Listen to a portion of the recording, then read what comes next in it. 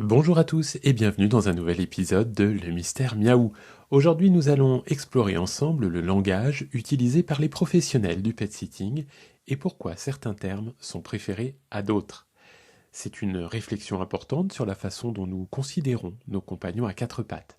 Alors allons-y, entrons dans le vif du sujet.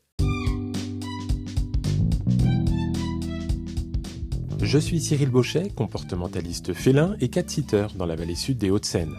Ce podcast a pour objectif de vous donner quelques clés de compréhension concernant vos petits compagnons à quatre pattes. N'hésitez pas à visiter mon site internet www.petsitter-92.fr. Bonne écoute.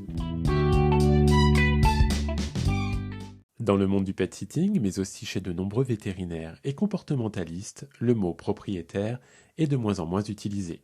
Pourquoi ?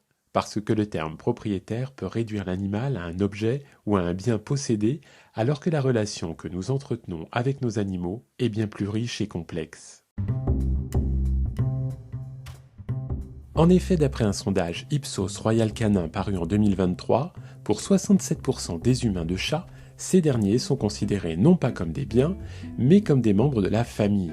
Ils sont des êtres à qui l'on parle, à qui l'on se confie, et avec qui on partage notre quotidien. Les chats, par exemple, sont des êtres vivants, dotés de sensibilité, d'intelligence et d'émotion. C'est pourquoi dans le milieu professionnel, on préfère utiliser des termes comme humain ou adoptant pour parler des personnes qui vivent avec des animaux. Ces termes mettent l'accent sur la relation de soins et de responsabilité mutuelle entre l'humain et l'animal. Humain reflète une relation de compagnonnage, où les deux parties partagent une vie ensemble. Adoptant, quant à lui, souligne l'engagement pris en accueillant un animal dans sa famille, rappelant que c'est une décision consciente qui implique affection et responsabilité. En adoptant un langage qui reflète le respect et l'affection que nous portons à nos compagnons, nous contribuons tous à changer la perception sociale des animaux. Cela encourage une plus grande empathie et responsabilité envers leur bien-être. Les mots que nous utilisons pour parler de nos chats et autres animaux de compagnie ont donc une importance. Ils influencent la façon dont nous les traitons et la manière dont la société perçoit leur statut.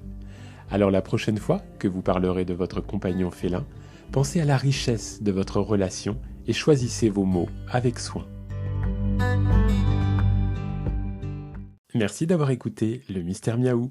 J'espère que cet épisode vous a donné matière à réflexion sur la façon dont nous parlons de nos amis félins.